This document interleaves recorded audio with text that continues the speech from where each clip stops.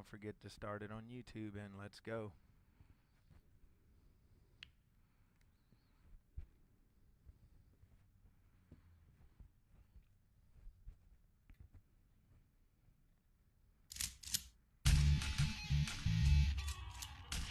I can't hear that on the blog talk, by the way, Randy.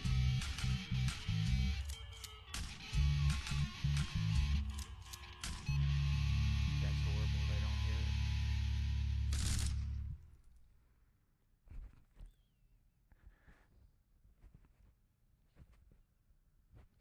We are live. Hey. There we have it. There we go, ladies and gentlemen. We're playing it live. Welcome into the shooting range. As normal, there's been a couple technical difficulties, but we overcame them, and for once, we started on time. So, thank everyone for being here. Hey. We promised a huge guest. It's myself, Johnny Z, Jermaine Johnson, my co-host, my sidekick here at the shooting range. For those that are watching in YouTube world, just so you know, you will be about a minute behind everyone on the Blog Talk end. We're completely live on the Blog Talk end. For whatever reason, I don't understand. YouTube has about a 60-second delay, so pick one or the other. I think YouTube's the best. You get the whole experience, but here we are. Let's bring in the man of the night, the man of the hour, the man we all promised. He is Al Snow. Al, are you there? Hold on. The time. Al, are you there? Can you hear me? I got you. Yeah.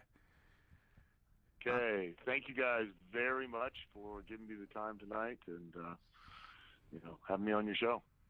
Oh, man, thank you for being here. I think it's us that owes you the thanks. We owe you the thanks for many things. First and foremost, for being on the show. And before that, just the knowledge that you've shared with us at times. And with all that being said, first off, how is life treating Al Snow? How is life treating you, sir? Things are going great. Things couldn't be better. I'm doing my magic act for the blind, and that's going over really well. They love it. It's kind of my way of giving back to the community. Oh, I think you've already broke my co-host. Al, that is wonderful. I think it's horrible of him to laugh at you for that. I do too. They love card tricks. They love card tricks. Yes, I'm sure they do. I'm sure they love watching the card tricks. They do. You just got to say "ta-da" after every trick, because they don't know anything happens. Is it your card? I don't know. It is ta-da. Okay, so how does he do it? I don't know. He's amazing. I know you're amazing right now. You have changed the whole complexion of this. I'm thinking of starting a porn career for a blind audience too. So really well there. Ladies and gentlemen, Al Snow has just welcomed you to the shooting range. By the way, Al, that will get very annoying. Dale here, our friend, or Jermaine. I'm sorry. I'm sorry. The key word there, get. Yeah. Hey. Oh, maybe you should stop that for tonight. We don't want to run our guest off. I can't, man. It's protocol. No, I can't. It seems like every time we use the wrong term, Jermaine there will make that annoying sound. So what we have to do is we have to stay away from the title of the show, Al. That's just what we'll have to do for tonight. Sounds like Jermaine has Tourette's or something. I don't know. I think most people would expect us to jump right into wrestling. I'm actually intrigued by something else real quick. I want to know, how did you begin your acting career? Just doing small independent films, different roles. And basically, like I would, started the wrestling career. I mean, just going and taking any kind of role that I could get for any kind of money, sometimes no money, just to get the experience and make the connections and, meet people and, slowly start to build a name within the acting community. And, it helps that I already have a existing name and existing audience from all of the exposure that I've had over the years from wrestling, which I, am very grateful for. But just getting out there, just doing it, not assuming that I'm just going to be entitled to something, and you know, going out there and taking every opportunity I can get. Wow, it sounds like that advice right there could be used in numerous situations, but it has led to success. How many movies have you been in now? Honestly, I think I've lost track. Okay. It's been quite a few. Some of them, not so great. Some a lot better. I know recently, Overtime was released this year. It's a kind of a comedy action buddy flick. If anybody's ever seen Little Trouble, Big Trouble in Little China, it's kind of reminiscent of that a little bit. Money Shot is a comedy, still out on Netflix. I know Overtime was re-released with a 2-disc set in Target for the holidays. Penny Dreadful, a horror film, was just released in Walmart on DVD. It's a horror anthology. I just worked on a comedy slasher flick called Flat Chance earlier, back in like August this year. A romantic comedy and a horror film, a really terrific horror film called Lake Erie. That'll probably be out sometime next year. I know Lionsgate's interested in that one. And I'm going to Connecticut here very shortly to work on a sci-fi project, sci-fi film. So, and then also do a couple of days on a horror film there too at the same time. So, Is there any place in particular that people can pick these movies up? Any particular website or? yeah, Overtime you can still get on iTunes, download it on iTunes, and I think Google Player and all those things. And you can go to Target, and you can pick it up at Target. It's got a 2-disc set at Target right now for the holidays. Penny Dreadful, I think, is still available at Walmart around the country. And then Money Shot is still on Netflix at this time. I did another horror film with Kate Hodder, Alice B., which will be out sometime next year. And so, you know, and I'm going to be doing another horror film with kind of a comedy horror film with a dark comedy called The Mangled, I guess, with Kane sometime like in February. So. What? Okay, let's quick question. Now I will go over into wrestling real quick. Yeah. What's your, and you can shoot, what is your opinion of the current product, period? Not TNA, not WWE or ROH or any of the feds in particular, but just the state of the product itself. I don't really have, if I were to give an opinion, it would be complete speculation because I really just don't watch it enough anymore. And that's simply because I've done it for so long and so much, and it's not because I don't enjoy it as much as it is. I got some really great advice years ago from an older wrestler named Sandy Scott, who was probably, where I'm at right now, career-wise at the time that I spoke to him. And, at the time I was young and, I'd watch tapes and I'd watch, anything I could get my hands on all the time, and a really good friend of mine, Brian Hildebrand, who passed away, was a referee in WCW, Mark Curtis, and then, Smoky Mountain, just a terrific human being. He'd do the same thing, just wasn't working, he was watching wrestling. And I asked Sandy if he did, and Sandy said, no, I don't. And I said, why not? And he said, because I learned a long time ago, that you have to have a separate life. You cannot let this become who you are. You have to let it be what you do. And you have to leave the work and walk away from it at some point in time. And, at the time I was like, well, he's crazy. I mean, that's ridiculous. But then as I got older, I started to realize he was right. I mean, it was, and it's important that you have to separate yourself and have a life outside of it. You can't constantly be watching it and be involved in it and it be the only thing that, because there's so many people, that have allowed it to become who they are, not what they do. And, you watch them suffer the effects of that. when it comes to a net for them, I mean, they just don't know what to do. They don't have a life out beyond it. And I'm not saying I have a life beyond it, because I don't. So You know, you could be talking about not to shoot per se, but a guy kind of like Mr. Flair, who at times it seems like cannot separate his wrestling reality from his real life reality. It seems like that's what you hear. I don't know well, him personally, but I don't know. I don't know. So Rick's got, other things, but you have to understand that it's not like what when I broke in, and when and back in the day, guys, especially a guy like Flair, you have to understand that guys were their gimmick. They were that person, and they were that person 24 hours a day, 7 days a week. I remember walking in a locker room, okay, and Nikita Koloff not breaking character because he didn't know who I was, and not, he's still speaking with a Russian accent, and so it becomes very difficult to start to separate the real person from the gimmick person. okay. A lot of times, kind of like So different eras. method actors, Yes.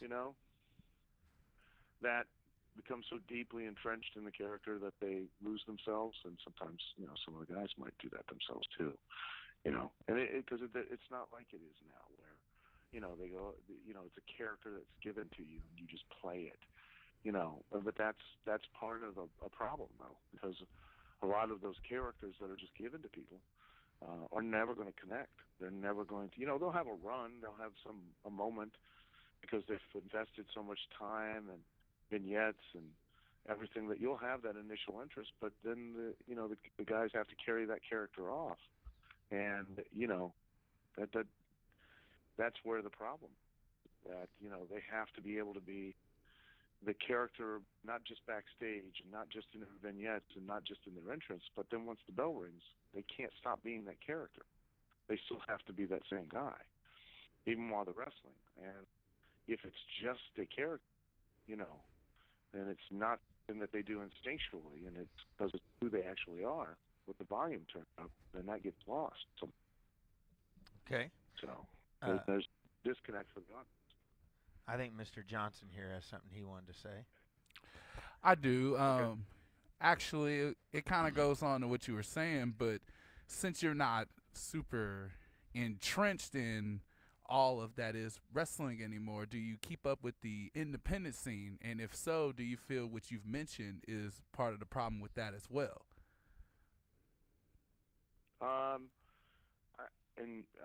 You kind of lost me on your question there. I'm not quite following. I'm good at that. There's a reason we gave him that nickname. I'm remember, very Al? good at that. It's more of, if you pay attention with what you've seen from the independent scene. He wants to know what's wrong with independent wrestling. I do, but that's his question, I think, in a nutshell. And I think with your statement earlier about how you don't pay attention, I mean, I know there was a period. It would be very simple. I'll tell you what it is. Okay. I'll tell you two things. There are two very important factors that's wrong with the entire industry these days. Okay. The first and foremost is that there are no characters. There's no individuals anymore. Everybody wrestles, looks, acts, and talks and performs exactly alike. There are no distinct individualistic characters in the wrestling business. You have to understand that football, baseball, and basketball all have enormous audiences for one sole reason alone, and that is because of the fact that everybody's played them as a child. Whether you played in your backyard football, or you played baseball at the local park with your dad, or you just shot hoops in the driveway, everybody's played it. That's why more men watch sports than women. It's because more men played sports than women. That's why more women are watching sports now than they did in the past, because more women are playing sports. That's why hockey has a bigger audience in Canada than it does in the United States. It's a matter of relationship to what's occurring on the screen or in front of you. And before anybody ever stepped in a wrestling ring physically, there's nothing that we do that people can relate to except for 8 things, and that's it. So they relate to who you are and when and why you do what you do, trying to win and not lose. And that's gotten so far away. Everybody focuses on the moves and not who they are and when and why they do what they do to win and not. So there's a distance. Okay. No longer something that's relatable for the audience. The second biggest problem is that everybody wants to be Savage and Steamboat. Nobody wants to be Hogan and Andre. Bam. Everybody now has the misconceived notion that the best match in WrestleMania 3 was Savage and Steamboat. But the problem is that 93,000 people did not pay to see Savage and Steamboat. 93,000 people paid to see Hogan and Andre, and therefore that was the best match of the show. Because whatever is the best match of the show that is the match that sells the tickets, nothing else on the card. And nobody goes and endeavors to be the match that sells the most tickets because they don't care. They don't rely on it for a living. They get paid whether they draw or not, and they don't understand about the investment by the promoter and the time and money that it took to promote the show, and they just think that because they've spent their money, they've gotten trained, that they're therefore entitled to be paid just because they showed up on the show. And that is not the way it works. In the past, in the wrestling business, if you wanted to be booked on a show, any show, you were one of two things. There were no ifs, ands, or buts about it. You were either the thing that sold tickets or you were one of the things that helped sell tickets. There wasn't a third option.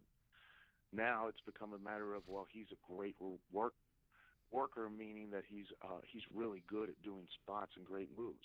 That's not a great worker. A great worker is a guy who motivates the audience to come to pay to see him. Because if you don't motivate an audience to come pay and see you, guess what we don't do? We don't run any shows. If we don't run any shows, guess what you don't get to do? You don't get to wrestle. Man, I'm serious. It's crazy. You Awesome answered a bunch of questions, and you went right down the path we like to go down on this show, honestly. And I want to step away from the serious side for a minute. One, I appreciate everything you just said, and everyone in our listening audience, I hope that you are listening very closely to that man, because we did not speak to him before this show. He's too busy for that.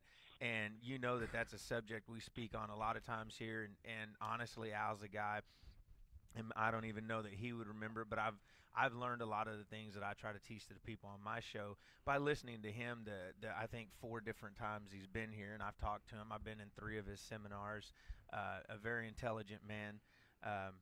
And man, I think he almost just sounded like, either way, I want to hear something else, Al, because we only have so much time with you tonight.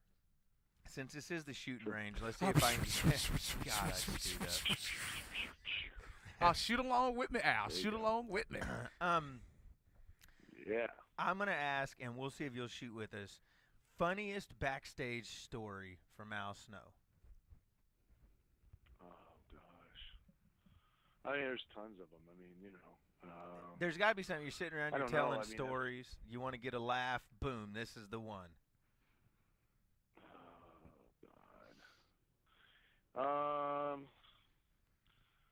Man, that's, the one a lot of them, I've got a lot of them, but the one I kind of tell, I'll try to give an encapsulated version of it tonight, because it takes a while for me to properly tell the story.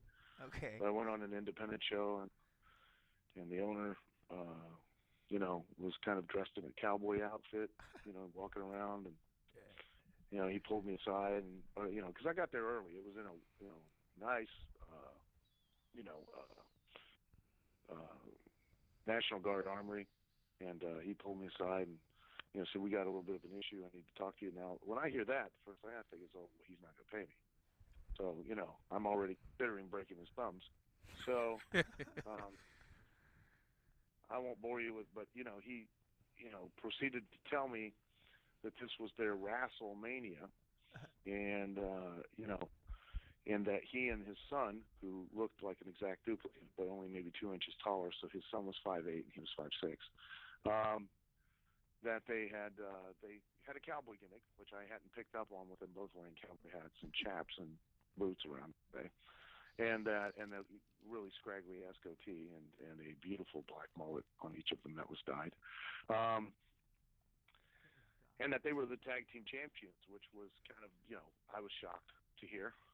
And, his concern was that, he wanted to put me, he didn't know where to put me on the show, because you know, me being a WWE superstar, he didn't want to offend me, but, you know, they were going to have a hell of an entrance. He just didn't think I could top it. And I said, well, you know, what's this entrance, you know? And he said, well, me and the boy, we're cowboys. I said, yeah, we've kind of covered that. And he said, it's our WrestleMania. I said, I know. And he said that, you know, they are going to ride horses to the ring. I went, what? So the minute that I hear this, I try to stifle a reaction because every time I hear something like that, I think back to the Mid-South Coliseum and Bill Dundee riding a motorcycle to the ring. A spotlight hits him in the eyes. He pops a wheelie and takes out the entire front row. So in the rule of the wrestling business and any entertainment, you try to steer away from animals and kids as much as possible, especially in the porn industry. You don't want to do that. But so I knew this was just ripe for, you know, shenanigans. Now, I was like, horses, full-size horses? He's like, yeah. So I look over at the ring, and, like, they got the barrier, and there's literally less than 2 feet around this ring. And they've got this building packed with chairs. And I'm like, you expecting a full house? Oh, yeah, we've got the place already sold out. I'm like, oh, great. I said, so what are you going to do? He goes, oh, well, I'm going to ride down first, and then my son's going to ride down, go around the other side of the ring. And I'm thinking to myself, fantastic. They're going to get these horses stuck in there, and you can't get them out. Well, I couldn't have been more wrong. So needless to say, the rest of the day, I was like a kid at Christmas waiting for them, you know, the horses to show up. They show up about finally around intermission time. And let me tell you something, I've seen bigger animals come out of the back of a trailer in my entire life. They were huge. So I made sure I was on right after intermission, and I couldn't have got that match done fast enough. Dude, I set my chair down right there by the curtain, was not going to move. Nobody was going to pry me out of that because I wanted to watch this. So Dad starts walking down the stairs. They pull the horses in, and Dad comes walking down the stairs with his chaps on, and he's got his black tights and his cowboy wrestling boots like Terry Funk, and you know he's got the the horseshoes on the side, and he's got his black vest. He's got a duster that drags the floor. I'm like, why are you wearing a duster and a vest? That's just stupid. But whatever. Got a big black cowboy hat. Got a Wait a minute, which one? Did he have the vest on under the duster or over the duster? Mm-hmm. No, under it. Okay. It's so he did have some fashion sense. Okay. So the sons dressed just alike. They got the butcher top on so that they can split their man boobs, so makes it look even more prominent. And I watch, and the dad gets up on the horse, and I watch the horse's rear end just kind of, shimmy it, and I'm thinking, God, what a fat bastard, This guy's breaking the horse down. And I don't know if you guys have ever rode horses, have you? I have. I have as well. Have you? I have. When you take horses off of the dirt, what do you have to do? Just kind of kick them in the sides. I don't know, Dad. You got to change those shoes, right? Oh, take them off the dirt. Okay, see, I'm not that. I've rode a horse. I'm not knowledgeable, so let me shut up. Okay. Well, you got to take the metal shoes off. Okay. They have a tendency to slide. I get it. Well, apparently nobody got that memo. Oh. So they came from the dirt. I don't know if you've ever been inside a National. Exactly. I don't know if you've ever been inside a National Guard armory. Oh, this is. They are what? They're concrete. They're pretty highly polished. Yeah, they're polished. They're pretty highly polished. Yeah. Yeah. So, Dad rides up right beside me, and the strains of Bon Jovi's "Dead or Alive" are beginning to play, and you can see he's getting a hard on, like he's getting excited. And the house is sold out. Nice. So he rides up beside me, and he pushes his hat off. I never forget this. Pushes his hat up, looks down at me, and kind of winks and goes, "Watch this," like I was going to take my eyes off it anyways. He rides out through the curtain. He gets about, 5-6 feet out on there, and it was like an ice skating rink. All four hooves kind of went to the sides. And the horse kind of like stood bolt up, like, what the hell is this? And I went, what happened? And the dad said, come on. And the horse took about 5 more steps and slipped again and like freaked out, kind of stood, And I'm like, man, that ain't right. I don't know what the hell's going on. Now the horse ain't gonna move. So the dad now kicks it. The horse kind of bucks up a little bit, takes about 3 more steps, and then slips and takes a bump. Bam! The dad falls off the horse. Now the horse goes to get back up. It slips again and then begins to defecate and urinate everywhere like a fire hose. Crap and pee were flying out of this animal at an extreme rate. I never thought that it would end. It just kept spraying everywhere. So, of course, the horse is freaking out more, which means that he's crapping more and peeing more, and he's kicking it everywhere. Now the crowd is reacting as if the building is on fire. It's a circus tent about to collapse. People are getting hit with crap and piss, just screaming. It begins a mass stampede to the doors as they are panicking to get out and not get hit with some kind of urine or a turd. And then the people came out, got the horse settled down, got it back. The dad walked back through the curtain just covered in shit, piss, just head to toe, and kind of glanced over at me, and I said, "You're right. I couldn't top that." And then I went upstairs and started laughing my ass off. Oh, man. I thought you'd be dying laughing where you were sitting. Oh, I was dying laughing where I was sitting. I was in tears, and I couldn't until he came back through. Then I kind of tried to keep my composure. Then I walked away. I'm not sure what I may have been throwing up all over myself. And it was awesome. Fans, just so you know, and we do have a few of them out there. I can't count them all on 2 hands. Maybe if I had 3, I don't know. But I'm not sure if we're going to do any call-ins with Mr. Snow or not. Depends on how Jermaine and I feel here in a minute, and obviously how Al feels. There are a couple callers that are on hold right now, and I haven't let anyone through. I'm seeing what the record is here, Al. We got one guy that's been on hold for 24 minutes and 38 seconds right now. Holy crap! Yeah, I hope he has a really good question. I hope he does too. He's from the Texas area, 940 area code. So. And this is the Shootin Range on Blog Talk Radio and on YouTube, simulcast live in HD on YouTube. Right now, Jermaine Johnson, he wants to do word association with you, Mr. Snow. Are you all right with that? I'll try. I don't fire on all cylinders, so it's not like it works that well sometimes with me. But we'll give it a shot. We'll give it a shot. Okay. Word association. First word. Vince McMahon. The boss. Period. Dixie Carter. The boss. But not in the same way. The Rock. Charismatic. Shawn Michaels. Great. All right. Rip Rogers. Rip Rogers. Mm-hmm. Insane. But I love him. Now, do you follow his tweets? What's that? Do you follow his tweets? Yeah, I do, yeah. Yeah, he's awesome. Do you agree with his philosophy? Rip is, on a lot of things, yeah, and a lot of things, no. You've got, people should not discount Rip at all. Rip has one thing that's the most valuable thing in any industry, and that's experience. Rip has experience that a lot of people will never have and never get. So he has a far greater understanding of what this business is really about than a lot of other people do because of that experience. And unfortunately, he gets discounted because he's, his presentation and such.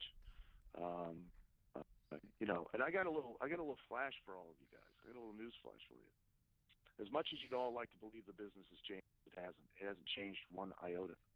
Not one bit. Not one single bit. And I know everybody will go, "Oh yeah, you're so full of it," and that there's no old school and there's no new school. That's a load of shit that people sell, justify and excuse what they're doing wrong.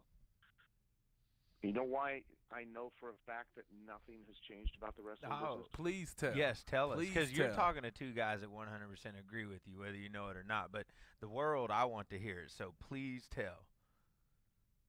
Because there's only one thing that's fake about the wrestling business. Only one thing that's fake.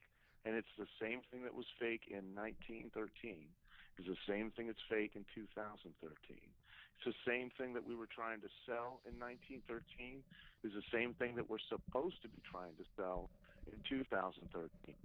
It's the one thing that's fake about boxing. It's the one thing that's fake about MMA. It's the reason that since 1938, people have known that the wrestling business is fake and have continued to pay to watch it and see it in far greater numbers than they do at times these days. Even though, in spite of the fact that there's more athletic ability and talent in the wrestling business than there ever has been in the entire history of the business. That one thing that's fake, that always has been fake, will always be fake, and is the only thing that is fake is the outcome. That's it. Everything else is 100% real. It's just the reason behind it that's fake. So why you do it. That has not changed, will not change, will never change, and it's the one thing that the audience pays to believe in. And they paid to believe in it in 1913, and they paid to believe in it in 2013. The only thing that's ever changed about the wrestling business, the only thing that's ever changed about the wrestling business is the level of sophistication of the audience. It has grown dramatically. Other than that, nothing else has. What's that mean? It means that now you have to just work harder and smarter to allow your audience to believe in the one thing that you're trying to make them believe in that's fake, the outcome. Not your moves, not your spots, but the reason why you did your moves and your spots. And if you don't focus on that and you focus on trying to make them believe in the moves and the spots and not the opposite, then you are pissing up a rope. Well, man, I brought a tear to my eye. I felt like I was at a sermon. Do we still have time to ask him something else? I think we have as much time as he has. I'm not going to be like, hey, Al, you got to go. Oh. I do have a question. Well, if you have one, because I got a few more minutes. Because I have one final question. So Okay. throw yours in. So, guys like yourself, you're still teaching. You and Rip Rogers, y'all are teaching at OVW. Am I correct? Yes. Okay, and there are veterans of your ilk teaching in the developmental and WWE. So where's the message getting lost here? If you're preaching that, and guys like you are preaching that, and Vince and Dixie, the bosses, they want this to make money, then where's the gap? I don't know. I really don't know. I don't know. Hey, that's an honest the other answer. Thing about the wrestling business. That's the other thing that's about the wrestling business that hasn't changed. Is that everything that a promoter does is an investment of time and money with the wrestler. And everything that the wrestler does is to try to pay back that investment of time and money and then make more money so that they can be paid themselves. It's, that's the other misconception in the wrestling business is that, so-and-so works for TNA or WWE and Wrestler X got fired. Wrestler X couldn't get fired. That's impossible. It's physically impossible to fire a wrestler. You can't get fired because you never were hired. You actually are in a business relationship with the promoter. The promoter puts up the majority of the money, buys the TV time and all of that, and allows you, the wrestler, on his TV show to create a mutually beneficial commercial, i.e. a wrestling match that you then can now market yourself and try to become an attraction. Not a great wrestler, become a great attraction so that you will then sell tickets. And then the way the formula used to work most of the time in most places was that, they took a third of the house and they split it among the boys. And a third of that third usually went to the main event. So where did you want to be? You wanted to be the main event. Why did you want to be the main event? Because you were the guy, you were the thing that sold the tickets. So therefore you were the thing that got the majority of the money. Because if it weren't for you, that audience wouldn't have been there. I'll tell you one last story. I'm going to tell you one last story, and then we'll to illustrate this, and then I'll And then if you have one more question, I'll answer it. Okay. My daughter, against my advice, because of course, what do I know? Dating a wrestler, and he came to me and he asked me for advice, and he said, "Hey, these guys want to book me," and I said, "Great." He said they offered me $40, and I said I couldn't do it. I needed $50. He said, "Did I make the right decision?"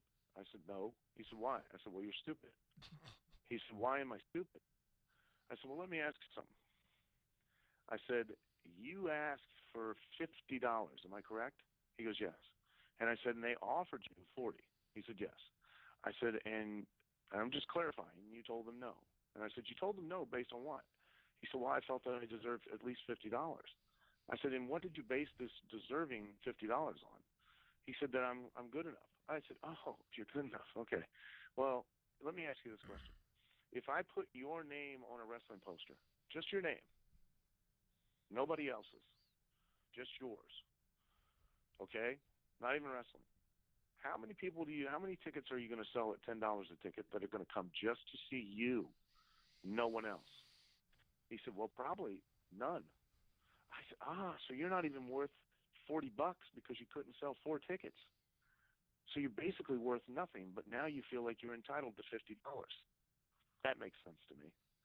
Instead of taking the $40, taking the opportunity and making yourself into a draw to where you could have asked for 60, 75, 80 because you were the guy that sold the house. Yeah, that was real smart. Good move on that. Oh man.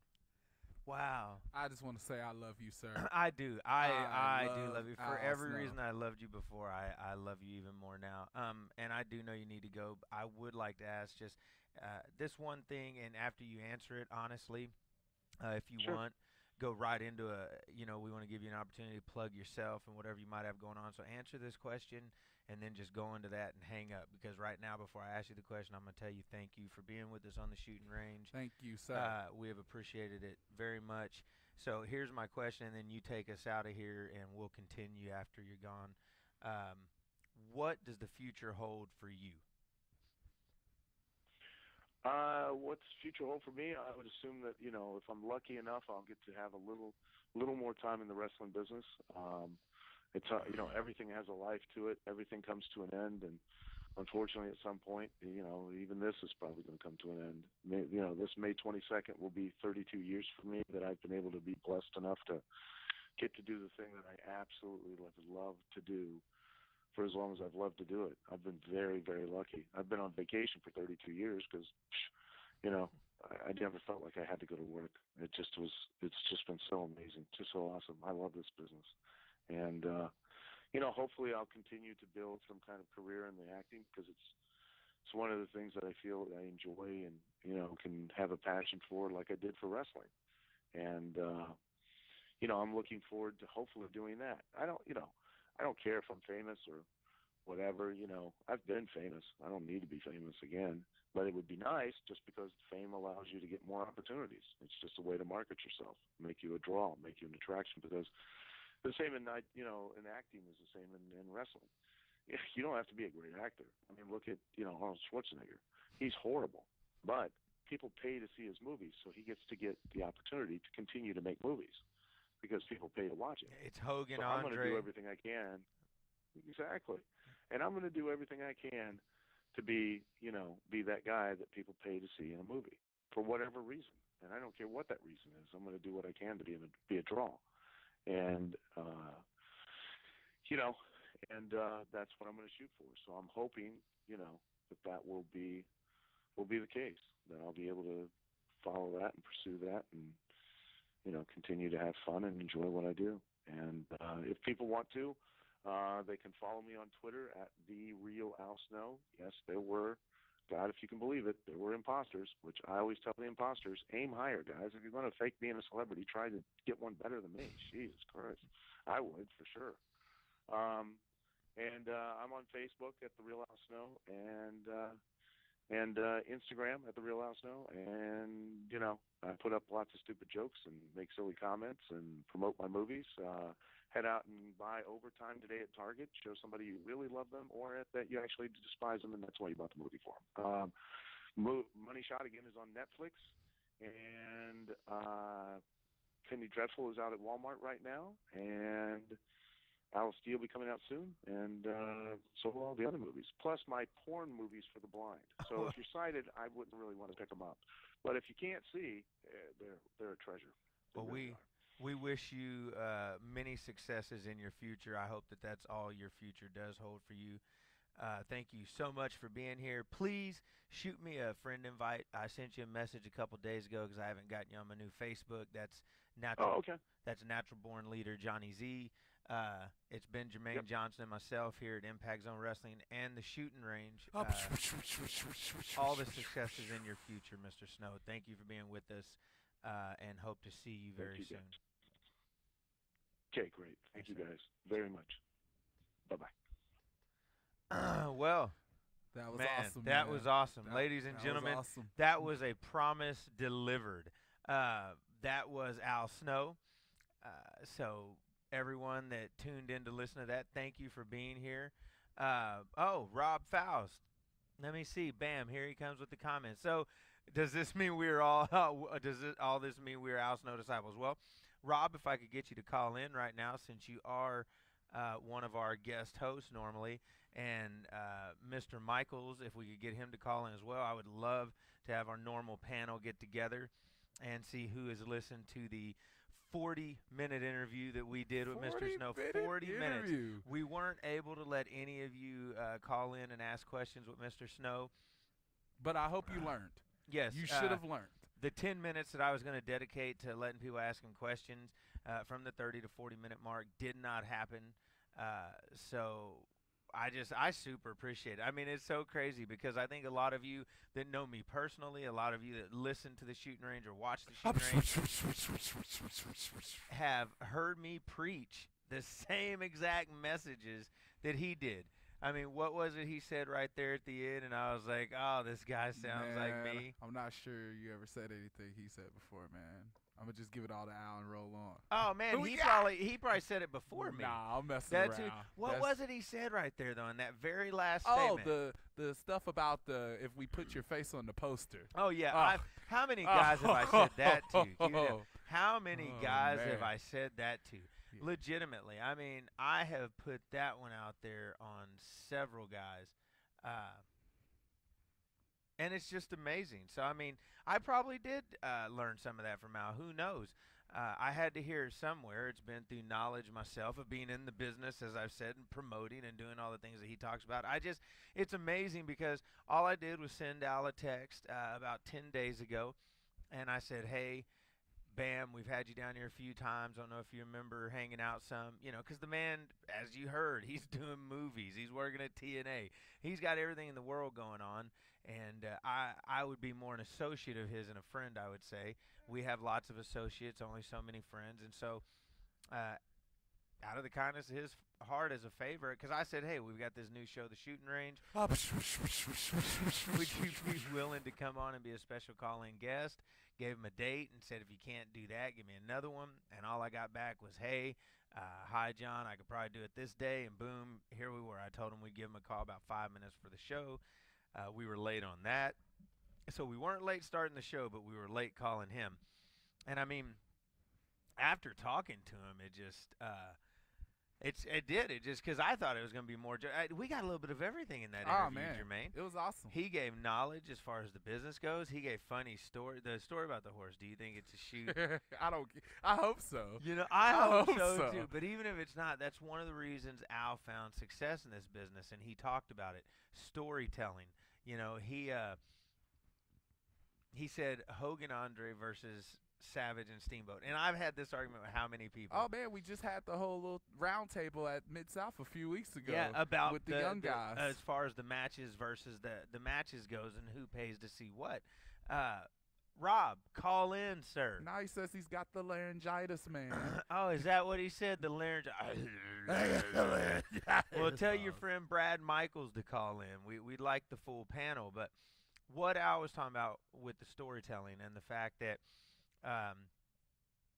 everyone paid the tickets at WrestleMania 3 to see Hogan and Andre, and no one else. I mean, legitimately, everyone else can be like, oh, well, a few people paid for this. That, hey, when you're selling 90% of the tickets, the other 10% doesn't really matter. I mean, basically, you're getting to sell 10% combined. The rest of the rosters, because those guys choose to be in the business. You get what I'm saying? Because, hey, if Hogan and Andre weren't there that night, y'all would have sold some tickets, but it wouldn't have been 93,000. It wouldn't have been the Pontiac Silverdome. It wouldn't have been drawing the type of money it did with those two guys. So did we disrespect Andre the Giant 2 weeks ago when we were talking about draws? Because he's part of that, yeah, the fact that his name didn't even come up. Yeah. And don't forget, people, you can comment on YouTube right now live. You can call in. The number's there, 347-843-4859. If you call in right now, bam, you'll be live on the Shootin Range. I got to stop doing that. I know. I'm sorry, people.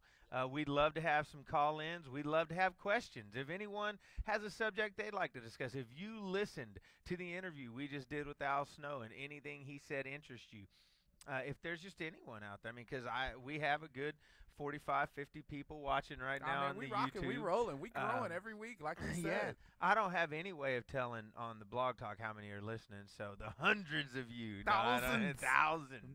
Everyone out there that's listening, man, just call.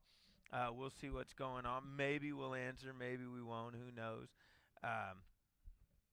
Because he talked about a lot of things we talk about, and I'd like to get into it. If anyone out there wants to get into it, not necessarily the WWE or TNA level, but he talked about the indie level here. And he told the story about a wrestler that dated his daughter. You know, and it's so crazy, the 40 versus 50. And I've told that story. And I never, I told the poster thing and such and all that, but I've never even told him the whole, where you're worth nothing or you're worth this. I mean, it's just, he laid it out there point blank, blunt for him, If you can't eat, you don't think there's buying any tickets at all just to only see you, well then, yeah, you're worth nothing. Because guys on this level, we just talk about that don't treat it like a business. They forget that a lesson we all are supposed to learn the first day we get in here is that your first job as a professional wrestler, as a worker, is to sell tickets. Wrestling does not survive if you're not selling tickets. I think the most interesting part about when he said that is that it's not coming from a promoter who said that. He's a talent. He is a guy who's trying to get that payday, and he's straight up saying he doesn't deserve that payday if he can't bring in if he ain't selling tickets. That's not just the promoter talking where you can sell it off as greed. That is someone who understands this business, a worker who, hey man, if I can't deliver, I shouldn't get paid. There you go. Come on, preach to us something, Jermaine. I'm doing all the talking on the show. There's a camera. It's a camera. And Blog Talk Radio. I said my point now. Talk, this is your point where you're supposed to talk. You ain't got to yell. No. Well, I've been talking. I asked all the questions. I had to lead into your questions. You chose to lead into my question. No, a co-host is just supposed to kind of cut in and be like, hey, here I go. Nah, man, this co-host might get slapped. I ain't trying to do that. You man, ain't embarrassing me in front of Al Snow. We don't have any of our normal people. We don't have Rob, we don't have Brad, Keith, DA. Yeah. Keith and Mikey are kicking it right now. They're doing. Yep. He said not the real name. I didn't get that memo. Yeah, I didn't get Either that way, memo. where are they kicking it? I don't. Somewhere in OKC, man. They kicking it. That man's in town. Oh, so they're just hanging out. Yeah, they're just hanging out, man. Well, y'all enjoy that. We're Me here first, shooting. Guys. That's what you are. Okay. So let's go ahead and let's let this caller in. I think I know who it is. I'm just going to be honest. But he's waited for 46 minutes and 17 seconds. So I think it'd be a bad deal not to let him get his question in. So let's welcome him in. Who we got? Who we got out there? This is Shootin Range. What's happening? Hey, John. Hey, Jermaine. This is Franklin. What's up, Franklin? I just wanted to say that was some great stories and some words of wisdom from Mr. Snow there a few moments ago, and definitely learned a lot from him there. Right on. You don't have any questions? You just want, I know you probably wanted to talk to Al, and I get that, but like I said, we had only planned on going 30 minutes with him. We ended up going 40, and you could tell he probably had some things he wanted to do out there on the East Coast. It's 9:40 right now, so 9:50. I mean, so it's a little later than it is here. Understand? Because like I said, it happens. That's just the way life works. Yeah. So that's it. But anyway, that's not it. 2 weeks ago, the two of you, along with Twitterless Rob and Bad Bread Michaels, had a discussion about the top 10 money guys of modern era pro wrestling, which covers 1980 to present day. So We over did. the last 2 weeks, yep. So over the last 2 weeks, I've been doing my homework, and I managed to somehow, some way compile a list of 10 guys, and much to the delight of you, John, and to the displeasure of Jermaine, my list does not include The Undertaker. Ah. Well, lay it on us. Boo. So I think we can pretty much come to agreement that Hogan, Austin, The Rock, and Cena are the top 4 undisputed money guys of modern era pro wrestling, period. I think we can all agree on that, can we? Don't put words in my mouth. Who did he just say? He said Hogan, Austin, Rock, and Cena. And I said, don't put words in my mouth. And when you named those 4, did you do it in order? Was that your order? Killer order. Hold on. I don't know what's going down here. So I'm so hot right now because I don't know what's going on. What are you doing? Just stop. What are you man. doing? Shoot. Ah, man, you gonna make me shoot. You're gonna make me shoot. Currently, we're waiting on Franklin, who he has said his top 4 money-making guys are John Cena, Hulk Hogan, Stone Cold Steve Austin, and The Rock. That may or may not be true. Depends on who you're talking to and who's on your list. If you've got a list, you can give us a comment on the YouTube. Post your list there. You can do it on the Facebook as well. We got the Shootin Range page there where you can put your opinion out right there. Franklin, you still there? Franklin, going once, going twice. Ah, Franklin, where'd you go? Man, we're getting horrible with that. But No, anyway, I'm sorry. There he is. He's back. Okay. Franklin, man, we didn't hang up. I had to mute the channel for a minute because I was trying to put a call into Mr. Brad Michaels. That's no. But go ahead, lay your other 6 on us. We got your top 4. We got Austin, Rock, Hogan, Cena in that order. Okay. I'm just playing. So my number 5 guy was Bret Hart, for the simple fact that, like you alluded to 2 weeks ago, he helped spearhead the WWE's global movement after Vince pretty much took over everything stateside. And on top of that, I don't know if it was Twitterless Rob or Mr. Michaels who brought this little factoid up, but they made a valid point by saying that he helped give the WWE some much-needed stability during a time when guys were just disappearing hand over fist because of the steroid scandal going on in the early 1990s. Okay. Well, that's number 5. Number 6.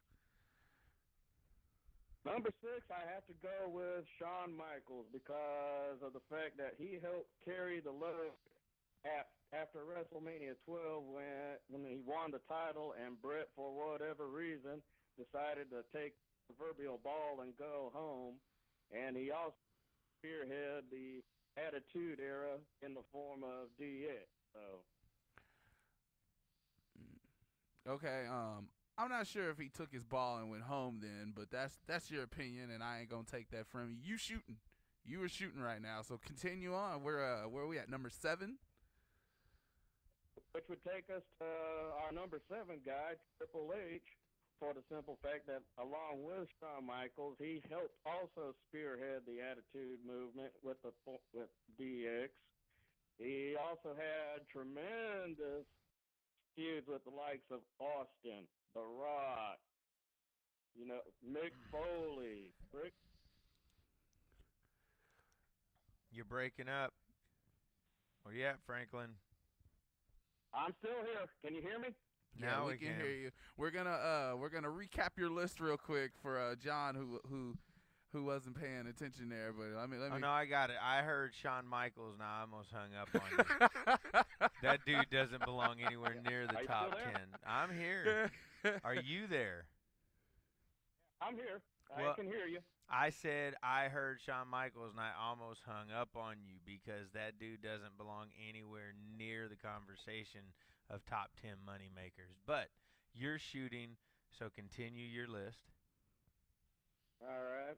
Well, that would take me to Triple H in my number 7 spot because he also helped spearhead the Attitude Era with DX. He had his legendary feuds with guys like Austin, The Rock, Mick Foley, Flair, Michaels when he came back after his 4-year hiatus.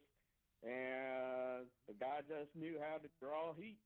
And as any fan will tell you, if a wrestler can get riled up enough, you'll fork over your hard-earned dollar to see the bad guy get his tail kicked by the good guy. So that's what. Yeah.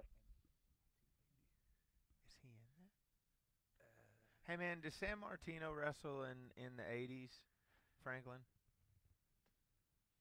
The answer to that question would be off and on, yes. Most notably during WrestleMania 2, during the 20-man over-the-top rope battle royal at the Rosemont Horizon in Chicago when they had 14 WWE superstars going up the NFL at battle royal. He also had a feud with Savage in the 80s, too. So, I mean, I don't know where that's going to qualify him on your list. But where are you at? Are you at 8 right now, Franklin? Yes. Okay. Yes, I'm now at number 8 there, Jermaine. And number 8, I had to go with the Road Warriors. Simply because whether they were in the AWA, the NWA, WCW, WWE, or Japan, it really didn't matter. If the Road Warriors were on the card, you were going to be making money. And if it was the Road Warriors versus Anderson and Blanchard, well, let's face it, you were going to be making big money. The only problem would be if you were on the opposite end of the Road Warriors. Is your list your favorite wrestlers, or this is still top money guys? These are top money guys because, like I said, they knew how to fill the seats, put a bud every 18 inches. They sold the merch, and on top of that, they were also one of the most copied teams in the history of professional wrestling. I mean, let's face it, Demolition and Powers of Pain, they were nothing more but a bunch of Road Warrior ripoffs. Don't you disrespect Demolition. What's number 9? I had to go with CM Punk. Nah. Simply, and it's not because of the 434-day title reign. Okay, so I didn't hang up on Shawn Michaels. Franklin, I love you. I'm hanging up on CM Punk. there is no way I'm going to let a dude that's drawn less money than Shawn probably drew go ahead and be putting anybody's top 10. And who else did he name? Did he name the Legion of Doom? Yeah, man, Road Warriors were 8. Okay, man. So this was a favorites list, it sounds like. My list, I think, maybe would look a little closer. So far, I'm at 9. I got Austin, Hogan, Rock, Cena, Bret Hart. Oh, man, see, I got Bret Hart on here twice. I've messed up. So, ladies and gentlemen, you have to let me rework on this. But right now, I got Austin 1, Hogan 2, Rock 3, Cena 4, Hart 5. I got Flair 6. I'm gonna leave Triple H at 8. I'm gonna leave Sting at 9. So I'm not sure who my 7 and 10 guys are right now. I got caught off guard by Franklin. When we had this discussion 2 weeks ago, we didn't make 10 people, and I know we were supposed to do our research and come back, but we've been busy. Obviously, we both right attended now, I've Raw. got 8. You got 8, a good 8, and there's some other ones out there. You know, we have to really do some research though, man, because Dusty we put Rhodes. Nash on there. Nash and Hall. I with don't the think draw. I'm putting Nash or Hall on my. I'm actual asking about list. the WCW draw when they went over there and they turned Company 2 into Company 1. and they were drawing sold-out houses everywhere. I mean, they're just as much a part of the Monday Night era as Austin and Rock and all them are. Obviously, Austin ended up drawing astronomical numbers, but where are Nash and Hall's numbers? I Man, mean, how many pay-per-views did you buy because they were headlining? I honestly can think of are one. we going by that? I mean, Was that our? Is that where we Is went that where with you make this? the money? I mean, I don't know. I man. legit bought. Oh, I didn't buy I am anything. so sorry. I know who my fucking whoop, so there's my one. There's your one. There's my one. I know who it is, and I'm gonna throw him on here, and he maybe should be higher. I'm gonna put him at number 7, but I'm also gonna put him at 1A.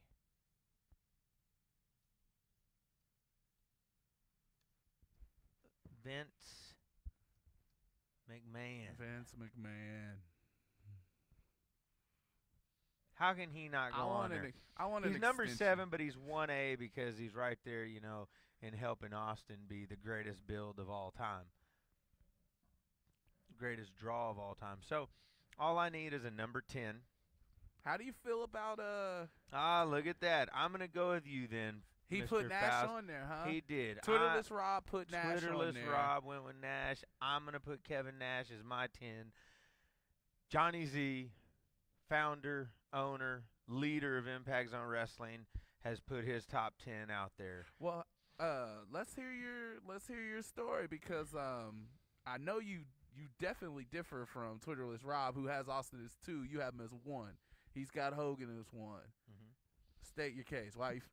I'm not going to go in the long drawn out case. We got several things to do, but my thought process on it has been and always will be that Hogan was the draw for the business in a period when it was all handed to him. Vince basically put everything he had behind Hogan. He was the picked guy, the star child, if you will. Just everything was pushed at Hogan, given to Hogan, and if he failed, it would have been on him completely. I mean, because he had everything in his favor, and he carried the business through a period fine. Numbers were good. His numbers were great. You know, he's got the 93,000. Guess what? I'll jump right into before I even go into Austin's argument. If Vince had decided to do a 100,000 seat arena with Austin, boom, he sells it out. I believe that to this day right now. Austin was the first guy with Rock to get over 1 million buys on a pay-per-view for WWE. He was the guy to take them back from the 30,000 seat arenas for WrestleMania to 65,000 at WrestleMania 17. You know, then he did not have the highest ratings in attendance ever. The highest ratings ever were WWE at 8.0, Rob. And that was actually the night Foley won the belt when Austin came out and hit a stunner.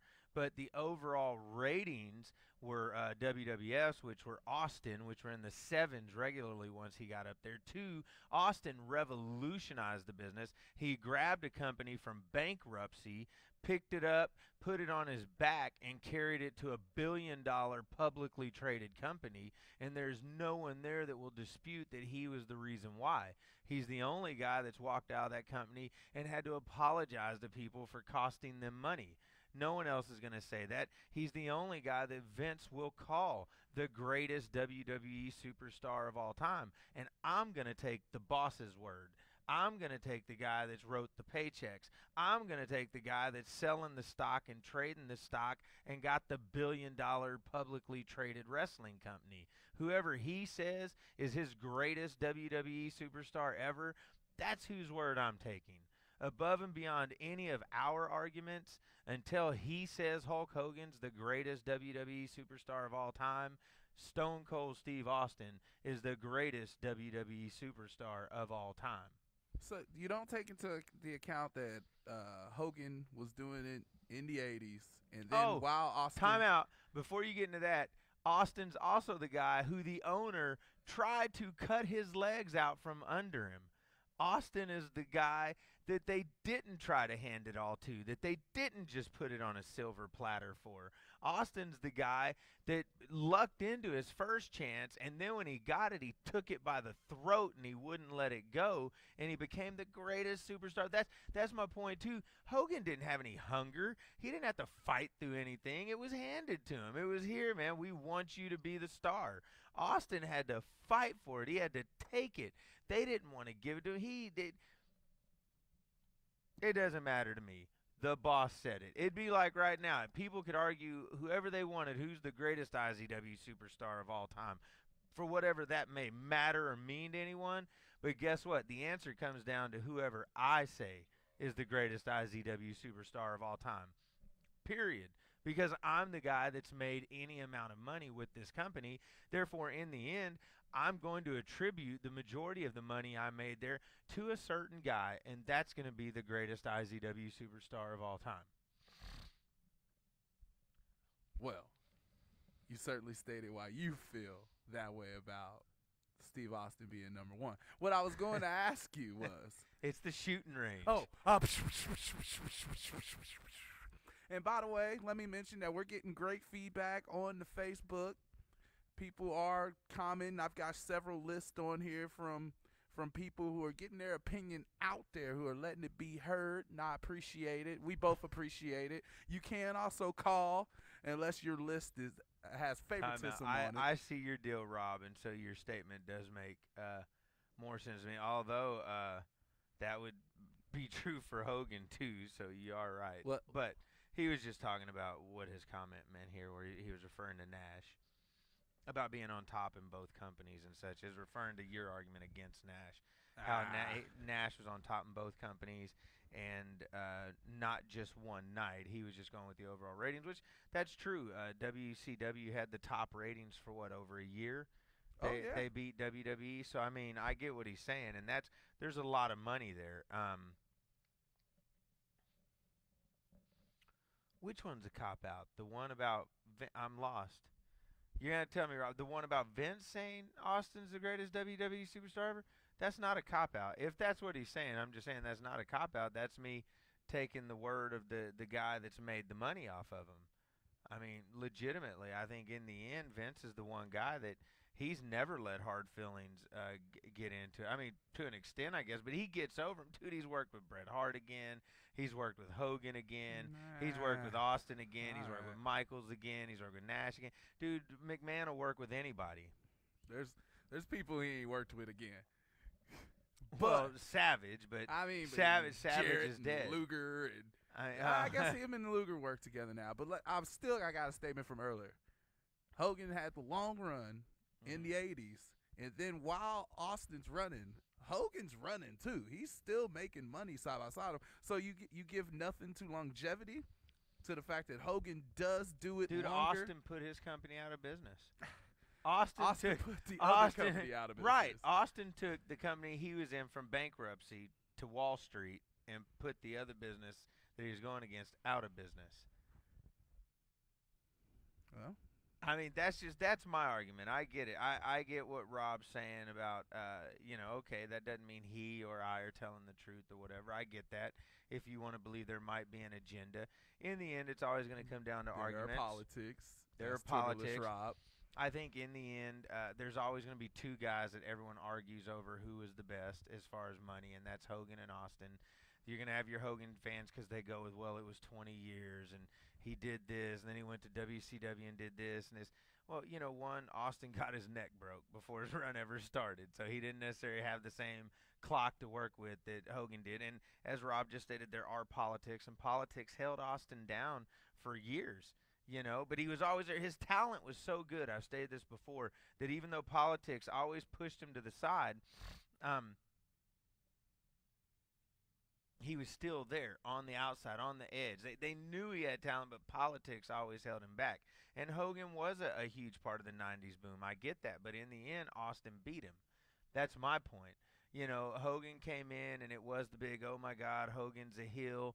And it was that shock and awe factor. It was the story. It was what Al said, getting to the outcome, making people want Hogan to lose, and they did a very good job of that because no one had ever seen him as a heel. But then my point would be that Austin blew up so big right there within that he made everyone forget about. He made Hogan stale again.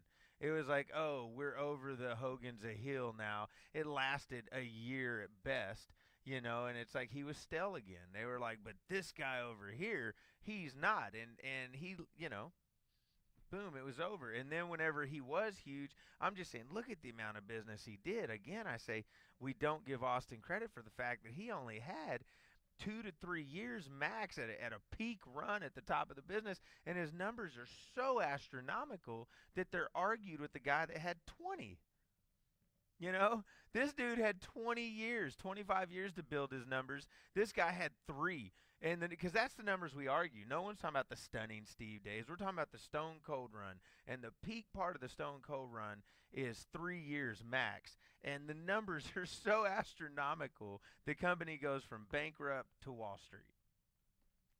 And the other one goes out of business that quick. I mean, can you imagine? That's why Vince doesn't have to say it out loud to me. I get it. This guy was your guy for 3 years, and you're like, he was the greatest WWE superstar ever. People, you don't even have to begin to try to comprehend the money that man must have made during that 3 years. That's what I'm trying to say. They were destroying. Oh, ratings do continue to go down, but nowhere near. Dude, they're in the 2s now, Rob. When Austin was around still, they were still in the high 5s, low 6s. You know what I mean? He was poor. So I get it. And again, you say they continue to go down. You're right. The people that kept the ratings up are gone. Twitterless Rob. Gosh dang it, you're killing my vibe. Take your laryngitis and drink some Robitussin and leave us alone. Screw you, Twitterless Rob. So, with your incomplete page. At least we know list. Twitterless Rob is a huge Hogan guy. I'm a Hogan guy. I like Hogan. And you say you respect Hogan as well. So, I mean, I do. Real quick while we're here, we got about 19 minutes left on the show, ladies and gentlemen. We're trying to stick to our hour-and-a-half schedule for Wesley Bradfield. He's been a very big part of this show. Want to thank him for all his help. I love you, Twitterless Rob. Your argument is valid as well. Right now we want to do our Bullseye of the Week with 19 minutes to go. Pow! Bullseye of the Week. That's what we're going to call it. We've got our gentleman selected this week. He's a guy that's been with us for a year now. Going on a year, getting close. Getting close. And honestly, when he first came, didn't know if he was going to stick around. It was a weird courtship for the first few weeks. Yeah.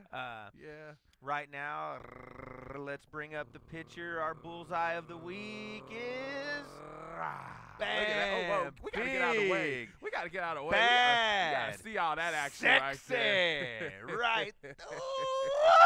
Ooh, yeah, we're talking about man, I'm getting Angel hot. Camacho. I'm getting hot yes. in here. Yes. This is too It's much. getting hot in here. Uh-huh. So take off all your clothes.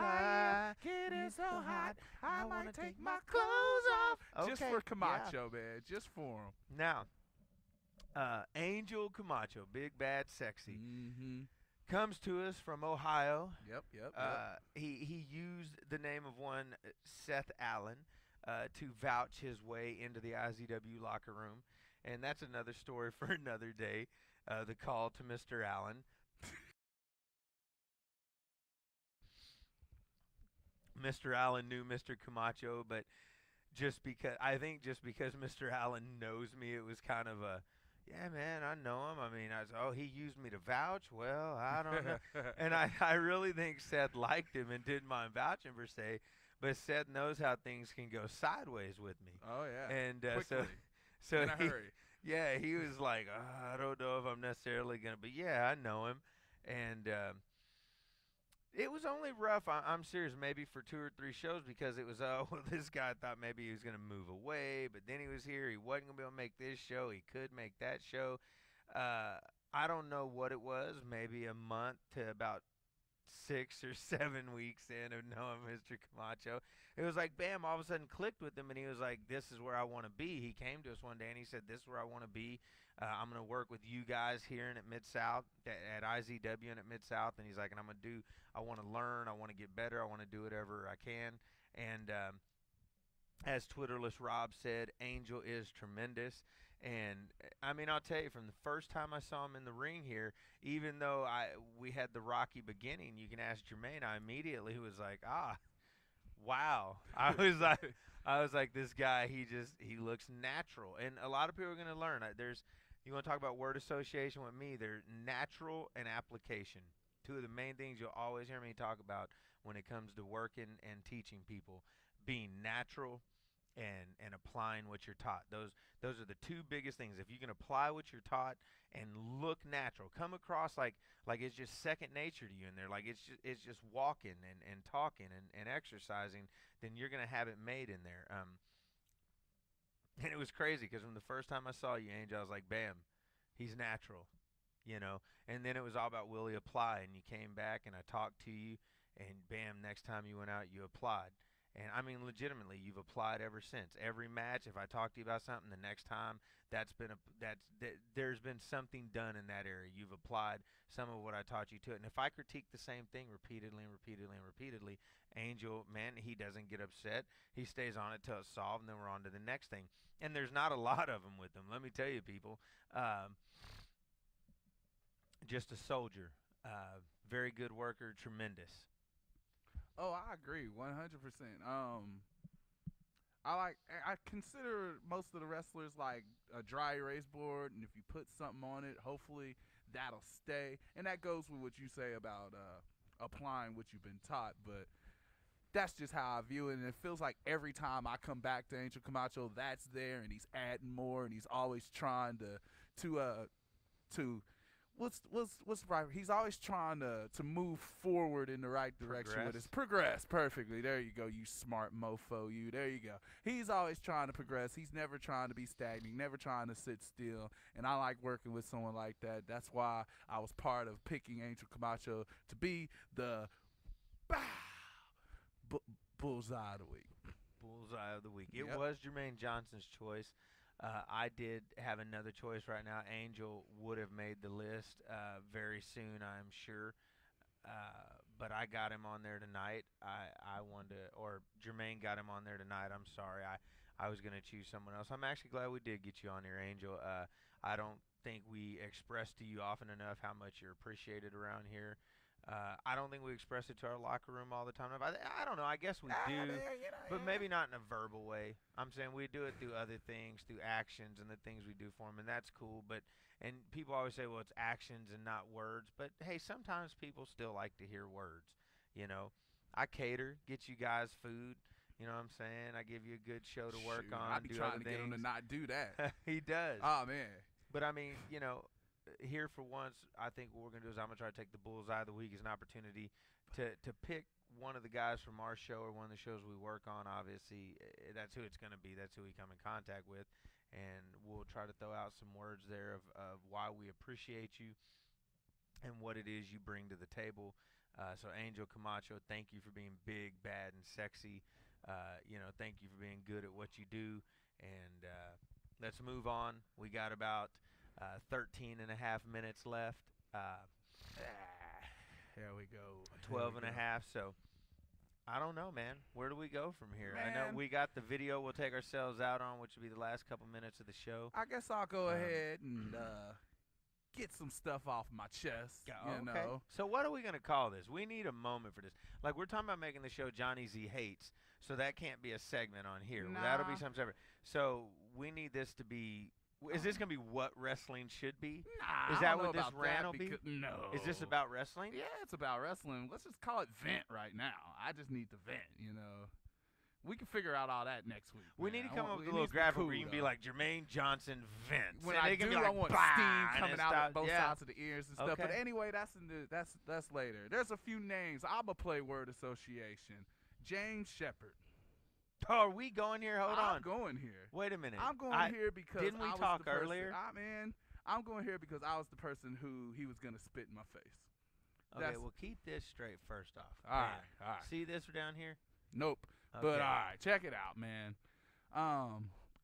Is this really where you want to go? Man, I'm not gonna go too hard, so we can still do exactly what we had planned. I'm just gonna say I'm fine this. with it, really. I truly hate internet tough guys.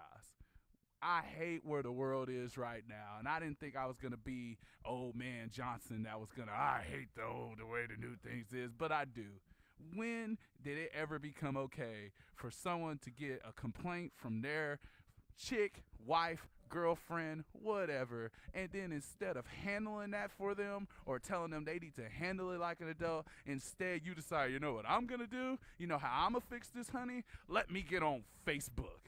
When did Facebook become the way men handled problems? That is a clear violation of guy code, sir. So above anything else, fuck your apology. That's my one, and I'm using it for this right here because you and a bunch of other people who had my name in your mouths, their mouths, really need to check yourself because last time I checked around the scene, and I'm one of the best mofos here. So if you're going to talk about Jermaine Johnson and not mention that, then just don't talk about Jermaine Johnson, okay? Because I work circles around most of you cats, and I'm going to continue to do so. So when you talk about me, it better be in a professional tone from here on out, because if you want to spit in someone's face, come find me, and I dare you to hock a loogie anywhere in my direction before you end up laying in it. Do you got it?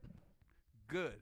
All right, now we can carry on being professional, okay? And tell Andy Dalton, you suck, pal. You sawed-off midget, and that's why you're not here, because you're not good enough to be here. And when we asked the people who you wanted to vouch for you if you could be here, they said no. They said no. So maybe you ought to look in the mirror in Connecticut and find out why you're in Connecticut, because you're not getting steadily booked in good places around here, sunshine. So take your $15 and your hot dog and remember why you shouldn't be in the business in the first place. So, one, I think we're going to call this segment, Do You Got It? Good. I like that because that's your punchline. But every rant would have to end with, do you got it? Good. So I don't know if this will be a weekly segment. I don't know if people are going to get me that hot, man. I don't really get hot often. I think someone does. Here's the thing. You're a non-confrontational kind of guy. I'm a very non-confrontational So guy. I think this could be good for you. I think if you just had a rant every week, a vent on here every week, because obviously you build up a lot. You have to. Oh, non-confrontational people do. So there's got to be enough in there to have one every week, and that'll be another discussion. But Andy Dalton, it is true. The people that you said would vouch for you, in fact, did not.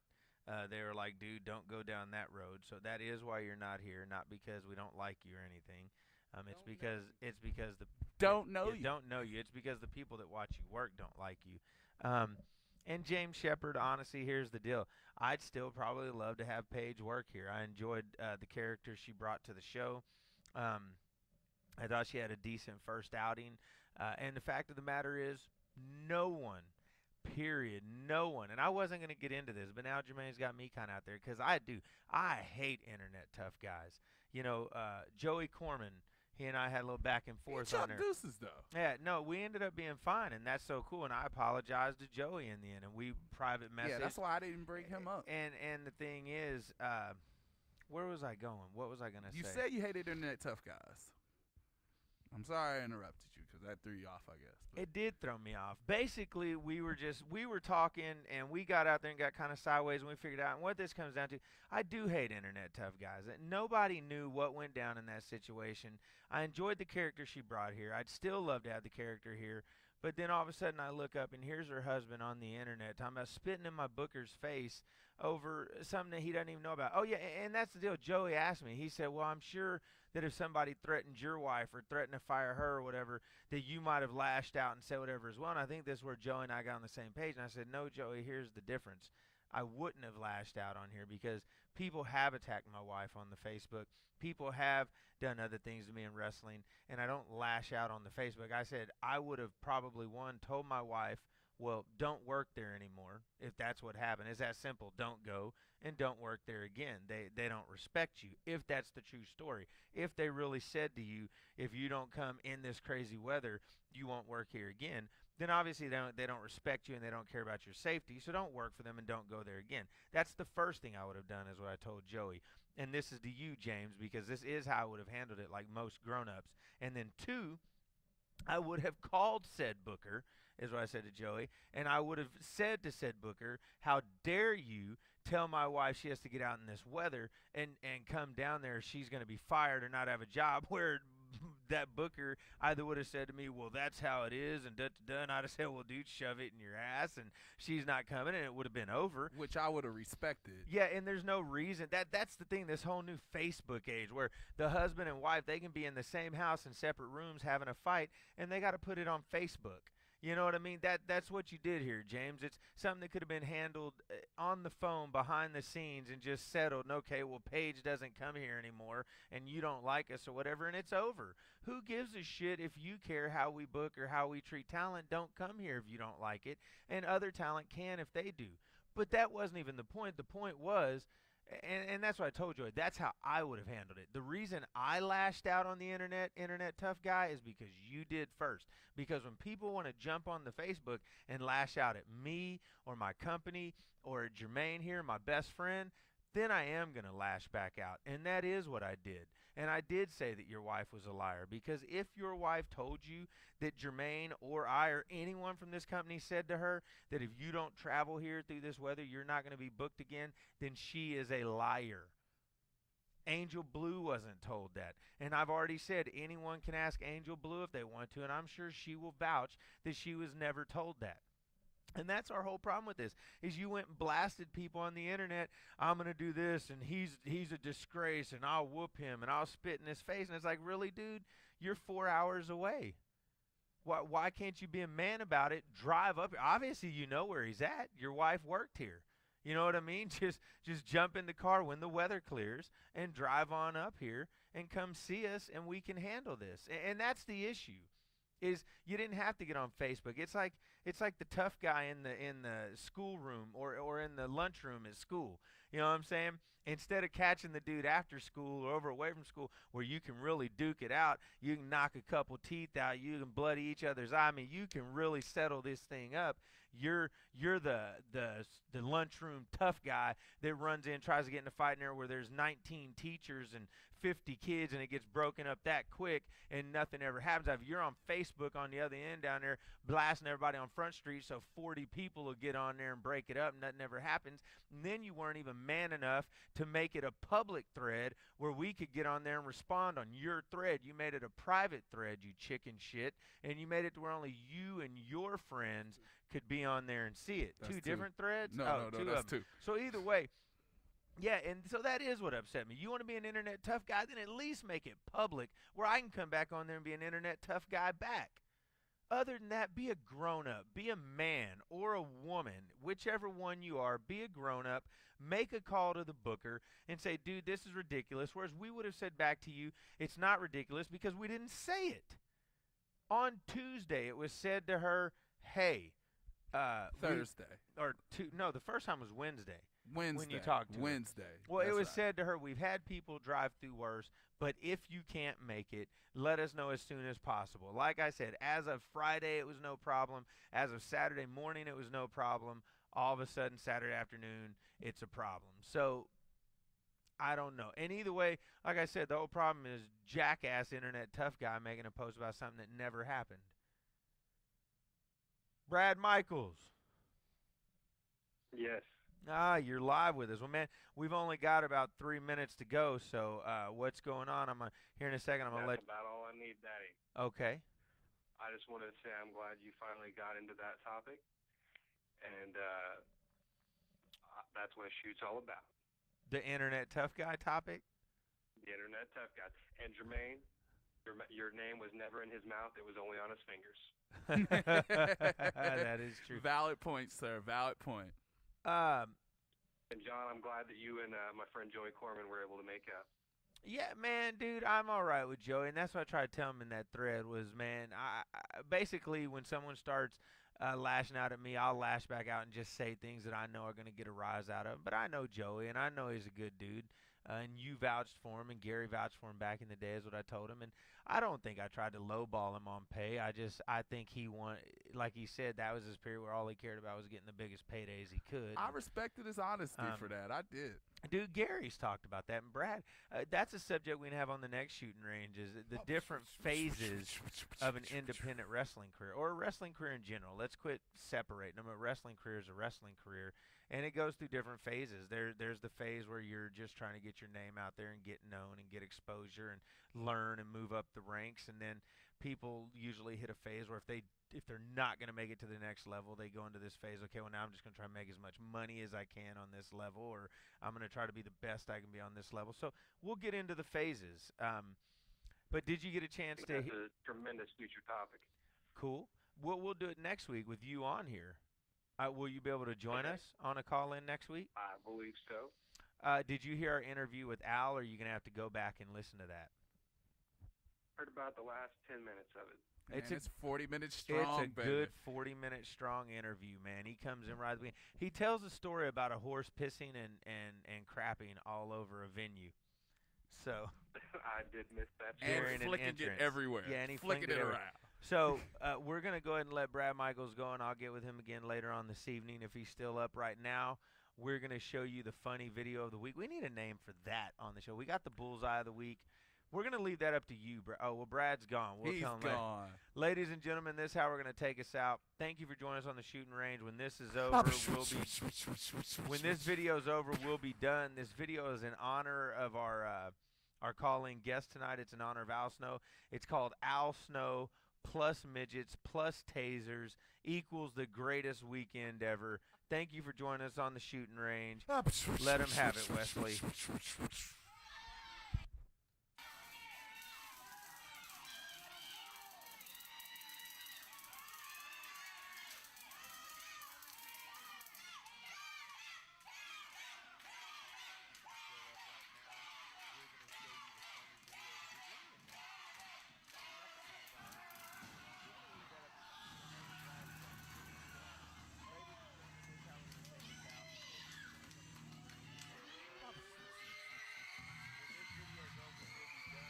Yeah, that's cool.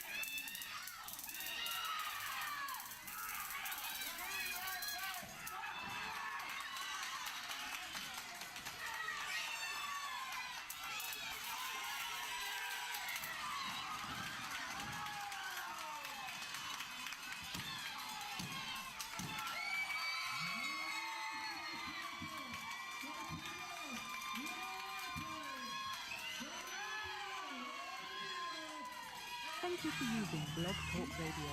Goodbye.